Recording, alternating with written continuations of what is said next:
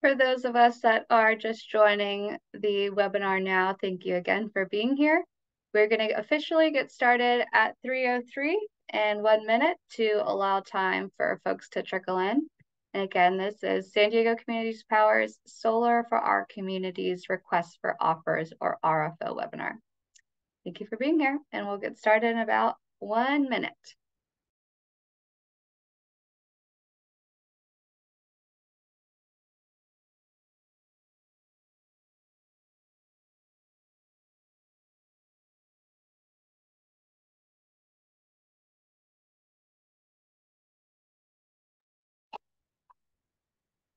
Alrighty, with that being said, thank you and welcome again. We're going to get started it is 3:03 p.m. on October 18th. Today, we will be presenting San Diego Community Power's Solar for Our Communities Request for Offers RFO webinar. To get started, I want to make folks aware that if you are attending, that the audio and video capabilities are disabled. And so for that reason, we ask you to please use the Q&A box at your toolbar in Zoom to submit any questions, and that they will be answered towards the end of our meeting for our allotted Q&A period. And also that this webinar is going to be recorded, and that recording, the slides, and the questions that are asked will be posted on the SDCP webpage under solicitations and our Solar for Our Communities dedicated webpage. Now that we have that out of the way, I want to walk through our agenda today. So we're going to get started with an introduction to SDCP. That will include who we are, who we serve, and how it works. And then we will jump into our About the Solar for Our Communities programs, which will include the regulatory and legislative background and context for how these programs came to be, a high-level program overview and the comparisons between the two programs, as well as an example of a community solar green tariff project. Moving on from there, we will get into the overview of the RFO and the solicitation documents. So starting off with general disclaimers and communication requirements, the timeline associated with the solicitation, and keys to submitting a successful proposal. Additionally, we're going to be going through the project eligibility criteria, compliance submission specifications, as well as our evaluation methodology and submission requirements. From there, we're going to close off, or our item 4 is the submission requirements. And then lastly, we'll reserve time to allow for questions that will be submitted in the Q&A chat from our attendees, who we thank for being here. Moving on from there, to start us off, I want to get into an introduction to STCP by acknowledging and introducing our panelists for this webinar. And with that, I'll pass it over to Siomalis. Good afternoon, everybody. Thank you so much for being here. My name is Siomalis Crespo. I also go by Sio. I am the Community Engagement Manager here at San Diego Community Power, overseeing our outreach efforts as well as our engagement with our community-based organizations and our Community Advisory Committee. Thank you for being here. Morgan, you're next. Thanks, Sio. My name is Morgan Adam. I'm the Senior Manager of Local Development. I am part of the Power Services procurement team here at San Diego Community Power. I'll be supporting both of these green tariff programs, primarily through helping manage the solicitation process, bid review, and award and contracting. Thanks. I'll hand it back to you, Tessa. Thank you both. My name is Tessa Tobar, and I am the program lead for our Disadvantaged Communities Green Tariff, DAC-GT, and Community Solar Green Tariff, CSGT programs that we refer to as our Solar for Our Communities programs. And last but certainly not least, Victoria. Hello, my name is Victoria. I use she, her pronouns. I'm a program associate here at San Diego Community Power. during my day-to-day, I most specifically work with low-income programs, but today I will be helping with IT support.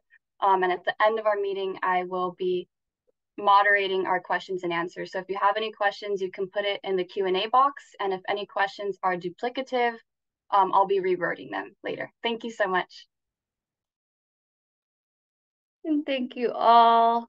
And I'm going to actually pass it back over to Sio to go over our service area.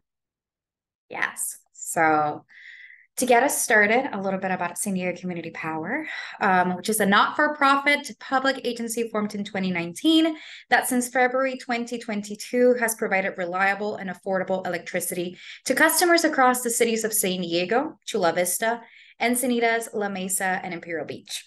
In addition, we have recently enrolled National City as well as the unincorporated communities of the County of San Diego to total 1 million customers served. Please do note that sovereign tribal nations in San Diego County are not currently served by SCCP. Once fully launched, San Diego Community Power is on track to become the second largest CCA in California. And I did want to take a moment to recognize and appreciate the tireless advocacy and support from our local leaders, residents, community-based organizations, and other community choice aggregators across the state throughout our development process. The work of San Diego Community Power is key to achieving our collective goals around 100% renewable energy as soon as feasible possible, as outlined in the climate action plans of several of our jurisdictions. Next slide, please. SCCP was formed to purchase energy on behalf of its communities. This means that SCCP is different from traditional investor-owned utilities in that it does not own or operate the energy grid. That is still handled by San Diego by San Diego Gas and Electric, or SDG&E. Instead, SCCP purchases the energy needed to supply its customers by contracting directly with renewable energy providers.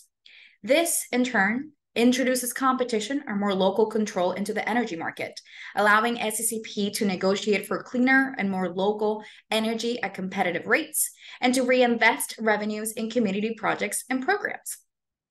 As a community provider of clean electricity, SCCP has the opportunity to support energy efficiency and decarbonization programs, develop more local renewable energy resources in the San Diego region, and reinvest in innovative and clean technologies and energy-related job training. SCCP does this through a board of directors that includes one elected official from each member agency and is supported by a community advisory committee that includes 2 community representatives from each of our member agencies. Our community is central to the work that we do, which is why we're excited to have the opportunity to be program administrators of solar for our communities, which is why I will turn it over to Tessa to walk us through how this happened. Thank you so much, Sio. And with that, let's get into an overview of our Solar for Our Communities programs, starting with the regulatory and legislative background of how these programs came to be. In June of 2018, the California Public Utilities Commission approved a decision which created both green tariffs that we refer to as our Solar for Our Communities programs. Later, in November of 2021, SDCP was allocated the largest allocation in the state for both of these programs of 14.39 megawatts for DAC-GT and 4 megawatts for CSGT. In October of 2022, we submitted an advice letter to the CPUC requesting to be program administrators. That includes our implementation plan. And with that, we have been approved as a program administrator. And with this solicitation, we expect to fill our eligible program capacity allocation under the DAC-GT and CSGT programs over multiple RFOs. This being our first DAC-GT and CSGT program RFO. And again, as a reminder, the SDCP Solar for Our Communities brand will be used with our customers. However, the solicitation documents that are now live for the CPUC approved programs named as DAC-GT and CSGT will be referred to throughout this presentation. A high-level overview of why these 2 programs were created, designed, and funded by the CPUC is firstly to increase renewable energy generation among our residential customers located in disadvantaged communities per CalEnviroScreen 4.0. The program offers that 100% renewable energy to our residential customers who are enrolled in either our California Alternative Rates for Energy Care or the Family Electric Rate Assistance Program, FARA, discounts. On top of the Care and FARA discount, this program will provide an additional 20% discount on their electricity and delivery portions of customers' bills compared to their otherwise applicable tariff or OAT, meaning that combined with the Care and FARA discount, along with either the DAC-GT and CSGT discount of 20%, our customers enrolled will expect to receive a comprehensive 45% overall bill discount on their SDG&E bills. You may be wondering what constitutes a disadvantaged community or a DAC. And to that end, the CPUC has defined an eligible DAC as a census tract that either one, scores at or above the 75th percentile in the current Cal EPA CalEnviroScreen 4.0 on a statewide basis, or are one of the census tracts that scores in the highest 5% of CalEnviroScreen's pollution burden, but does not have an overall score. With that being said, SDCP has over 40 eligible census tracts located in Chula Vista, National City, and the city of San Diego. And if you're wondering how you can access or locate where those disadvantaged communities are, we have linked the CalEnviroScreen 4.0 within this presentation. Getting into an overview of the Solar Discount or DAC-GT program, we want to note that our DAC-GT customers will receive renewable energy from Renewable Portfolio Standard or RPS eligible projects located in a DAC within SDG&E service territory. Our eligible projects must be sized no smaller than 500 kilowatts and no larger than 20 megawatts. And SDCP will be utilizing auto-enrollment upon the DAC-GT program launch or when projects come online no earlier than 2025.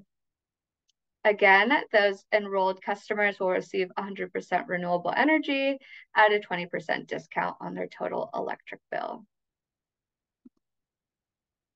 As it relates to the Community Solar or CSGT program, we have a few key differences, but to start off, the CSGT program allows for eligible residential customers to access renewable electricity produced by a CSGT project for up to 100% of their electric usage.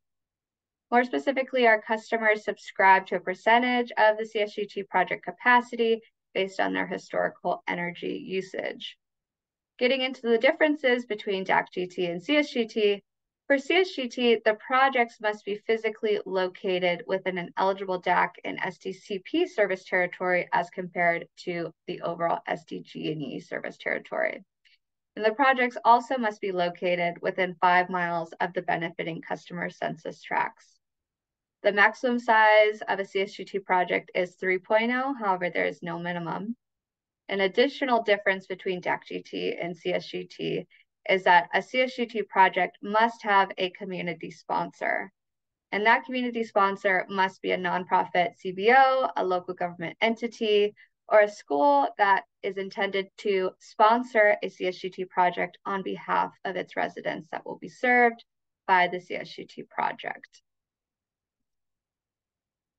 An example of what a CSGT project could look like is that the project site can be either a rooftop or ground-mounted solar. It is located within a DAC within 5 miles of the participating customers in SDCP service territory. The enrolled SDCP customers are also located in a DAC, again within 5 miles of the CSGT project site, and at least 50% of the enrolled customers are going to be low income. Once that 50% threshold is met, SDCP will enroll non-low income customers. The enrolled customers receive 75% of the project's output, whereas the remaining 25% of the project output will be allocated to the community sponsor, which again is either going to be a nonprofit CBO, government entity, or school based in a DAC that is also within 5 miles of the CSUT project and is an enrolled SDCP customer. I want to note that the community sponsor can also be the project site host for CSGT, but it is not required. And to give context in terms of the output percentage, with CSGT, we have a 4 megawatt allocation. So 3 megawatts will be allocated to the enrolled STCP customers, whereas the remaining 1 megawatt will be reserved for the community sponsor. I won't read over all of the text on this slide. You may reference it later when these slides and recording are made available. But 2 key points I want to call out is that our estimated customer enrollment for DAC-GT is going to be almost 7,000, whereas CSGT has about almost 2,000 customers that we plan to serve. And again, our megawatt allocation for both is 15.78 megawatts for DAC-GT and 4.3 megawatts for CSGT. With that, I'm going to hand it back over to Morgan to take over the RFO overview for our bidders. Thank you, Tessa. So over the next set of slides, I'm going to be reviewing some additional details regarding the solicitation proposal and award process, starting with disclaimers. I won't go through each one listed here, but please take the time to get familiar with the disclaimers in the solicitation documents available online. I think probably the most important key point is that the solicitation does not obligate us to any procurement. Only an executed power purchase agreement will obligate either party. Next slide. Communications at STCP, it's important to us that communications are clear and fair and transparent. So please be sure to address any communications regarding this RFO to the email address listed here. And I just want to make it clear that communication sent anywhere else will not be reviewed or responded to in regards to solicitation questions or answers. Next slide, please. San Diego Community Power is committed to supplier diversity through our procurements, through all of our procurements, as are all CCAs in the state of California per Senate Bill 255. San Diego Community Power reports to the CPUC annually with plans to increase supplier diversity and also a report of our procurement from diverse businesses. Awarded suppliers here will be asked to voluntarily disclose any certification status you may have with the CPUC clearinghouse, as well as any efforts to work with diverse enterprises in your respective subcontracts and supply agreements. And I would lastly advise, if you think that your business might qualify as a minority-owned, women-owned, disabled, veteran-owned, and or LGBTQ-owned business, we would encourage you to visit the CPUC Supplier Clearinghouse for more information and to apply for this CPUC certification. Next slide. What I want to point out here is that while we use demographic information for compliance reporting purposes, and also to inform our outreach policies and practices, but we do not use this information as part of our decision-making or selection process. For more information on STCP supplier diversity policies, please visit our website, and as well as the CPUC Supplier Clearinghouse website listed here. Next slide, please. Okay, so just another brief review of the timeline. This includes activities and dates in the past and as well as the future. Just as a reminder, RFO responses are due on February 24th by 5 p.m. Pacific time. We will follow up with respondents for approximately a month following that, and notify suppliers of shortlist selections by the end of April 29th, 2024. We will then spend the next 2 months approximately negotiating contracts with shortlisted bidders and send to the board for approval, which we expect to send finally to the CPUC for approval around July of 2024, after the SDCP board approves our final contracts.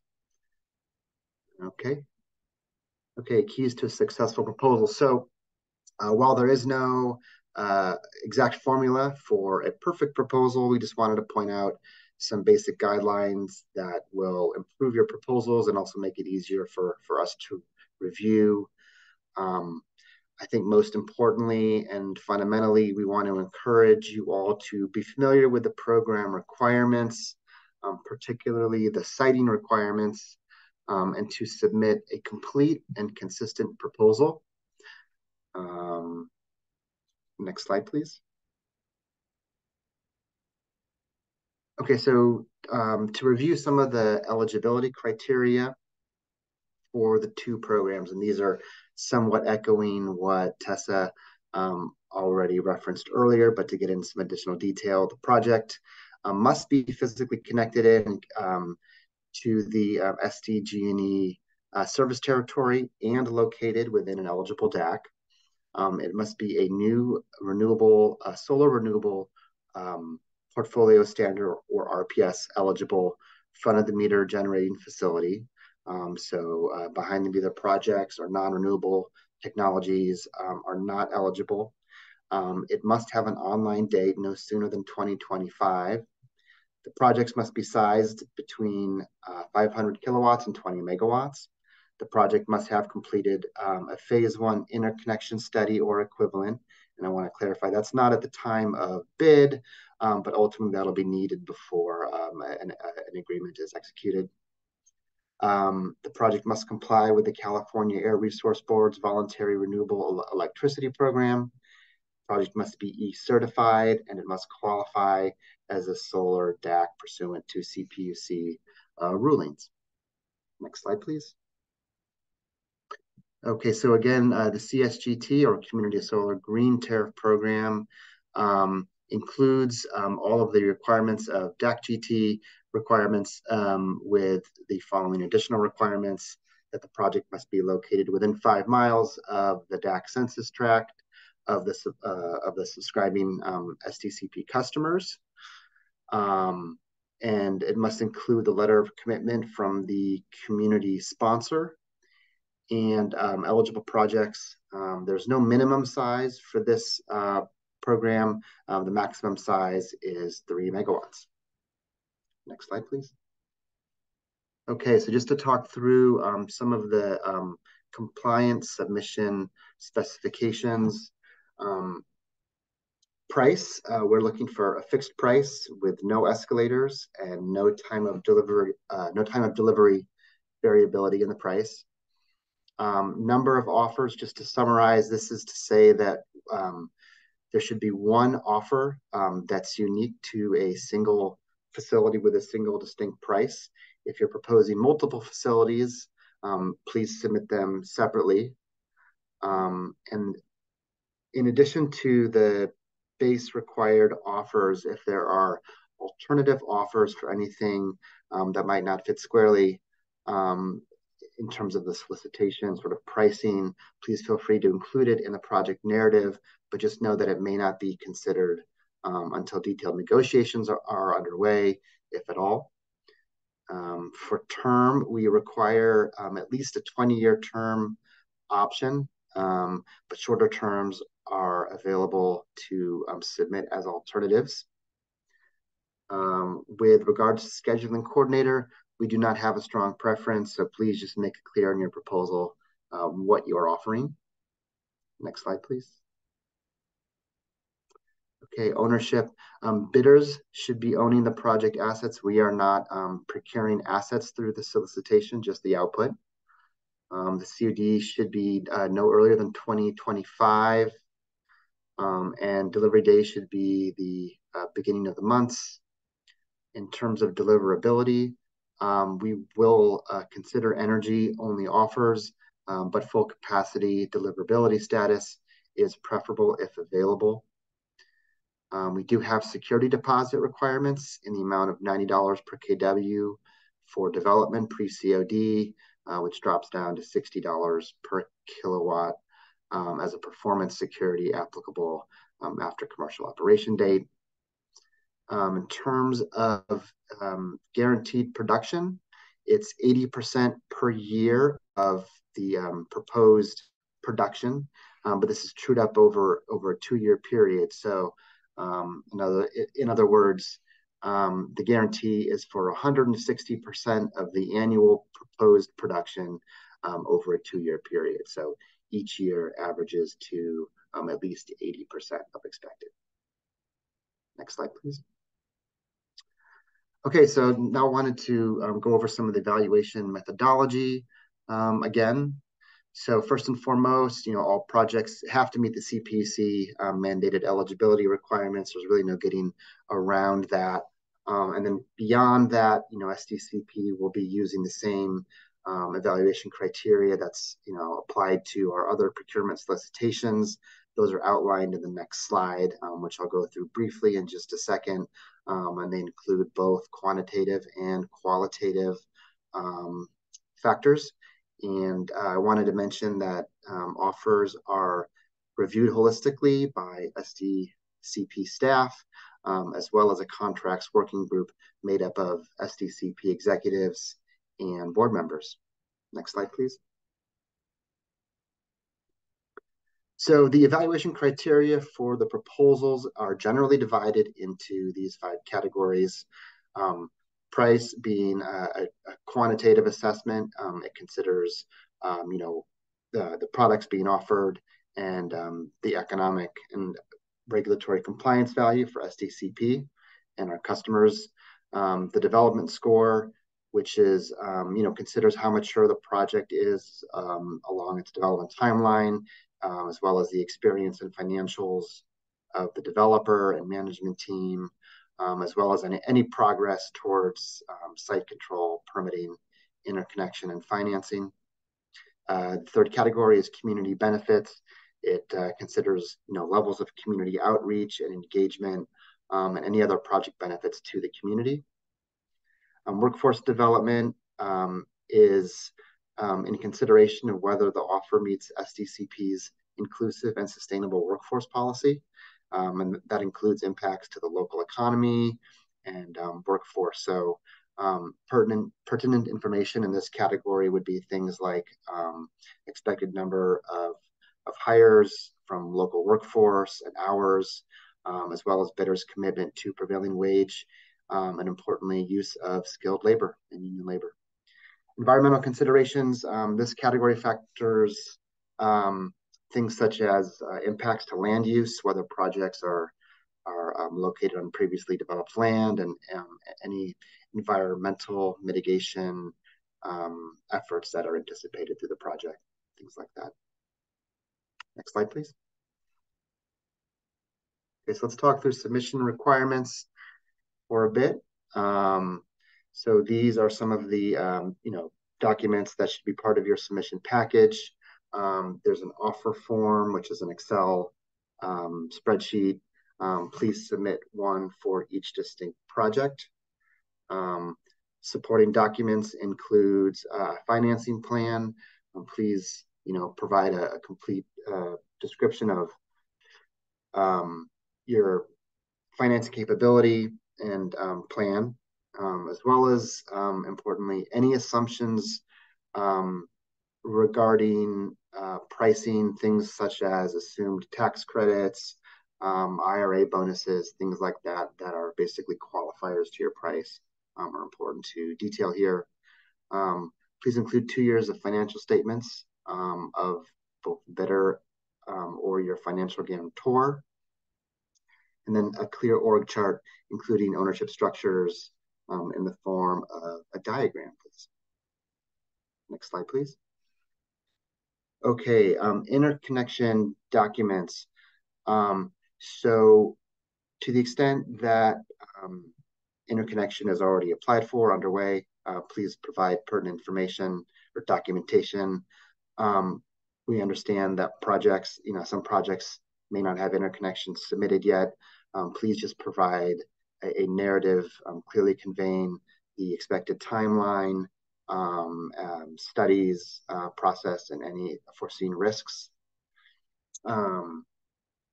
Project timeline, this should be in the form of a Gantt chart and include major milestones leading up to commercial operation, as you see listed there.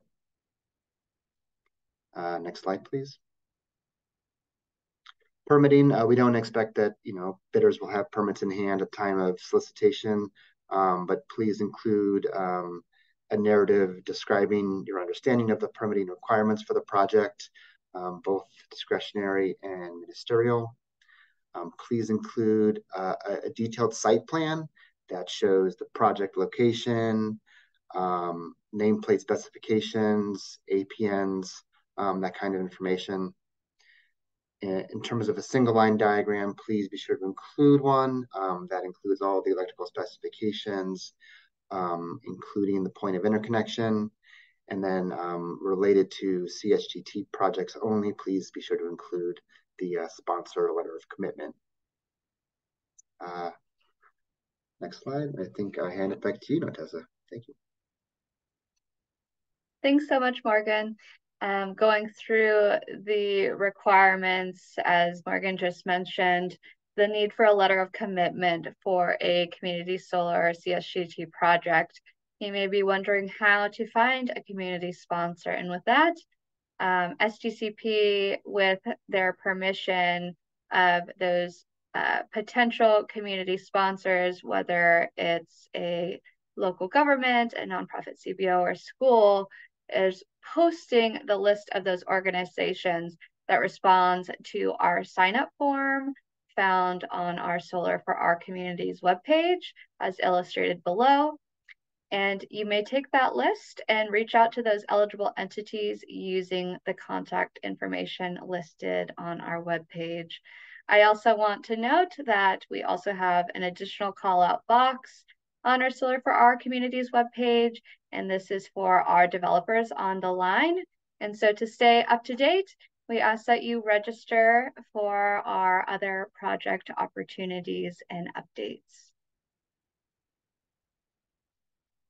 Moving right along, just as a reminder, we have our offer due date as Tuesday, that is not a Tuesday, February 24th of next year, and that we'll only be accepting electronic submissions via our response submission form found on our solicitations webpage.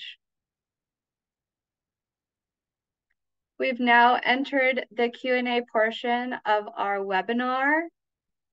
To start us off, I want to provide some general next steps. So we ask that you submit your questions to our dedicated question submission form, also linked on our solicitations webpage. Those questions are due by November 3rd of this year. We will answer the questions that are asked during this webinar and the questions that we receive via the question submission form and post them on our website by November 17th. Again, we ask that our developers stay up to date and register so that they're aware of our project opportunities. And if you know of any potential community sponsors, that they also sign up so that you can learn who that you may partner with for a CSGT project. Again, please check our solicitations page and our Solar for Our Communities webpage regularly for updates. And lastly, we have our contact information listed here, but please only send questions to the question submission form. This is because emails sent to any other address or individual and not to the RFO submission form may not be reviewed or responded to. If it is discovered that a bidder contacts or receives information from any SDCP personnel board director or alternative outside, or rather alternate outside of this Q&A process, SDCP may, in its sole discretion, disqualify such bidder's proposal from further consideration. With that, we're going to pass it to Victoria to answer, or rather read out the questions submitted in the Q&A chat function on your toolbars and this Zoom webinar. Thank you again, and I'll pass it to Victoria. Thank you. I want to make sure as many of your questions are answered. So if any of them seem duplicative, I'm going to be rewording them to make sure we have as many answered as possible during the webinar. The first question that we received was, can you share the PowerPoint slides from today's webinar to attendees? Absolutely, and thank you for your question. After this webinar, we will have the recording, the slides, as well as the answers to the questions that are submitted in this webinar and any other questions that we receive through our question response submission form later this week. And then the answers to those questions will be posted on SDCP's solicitation website by November 17th. Thank you. And then the next question regarding the compliant submission specifications, received a question asking what the expected earliest date of the commercial operation date.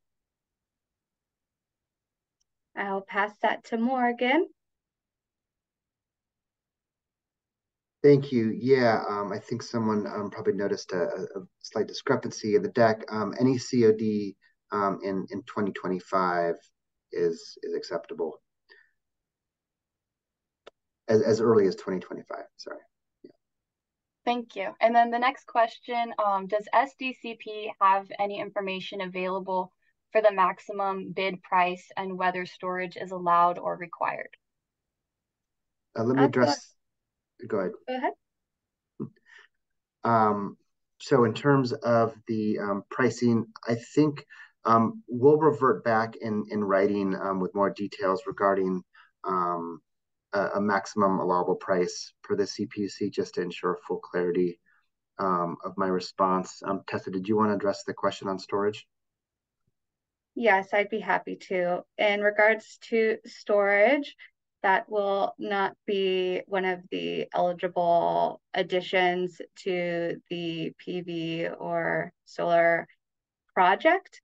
However, we will discuss this question internally and address it, and we will post a response to the question along with the rest of the questions received today as a part of the Q&A document. To add on to that, we operate in terms of the current CPUC requirements. If there is a change made to the CPUC requirements, then that would be reflected in either an addendum or in a future solicitation. But at this time, we will not be accepting storage as a part of projects that would be eligible. Thank you. So I see no further questions in the queue. If folks still have questions after the webinar, you are more than welcome to fill out the form that is on the slide after this that Tessa mentioned a little while ago. All right. Take just one more minute in case there's a question submitted in the Q&A. But with that, if there are no other questions, we will conclude our SDCP Solar for Our Communities Request for Offers webinar. And again, we thank you so much for your attendance. You'll be receiving follow-up communications regarding the recording, the slides, and then of course, the questions, as a reminder, are due on November 3rd. So please get those into the response submission form, the question submission form, my apologies, and that those questions will be posted on November 17th. Thank you all for attending, and we look forward to receiving your bids.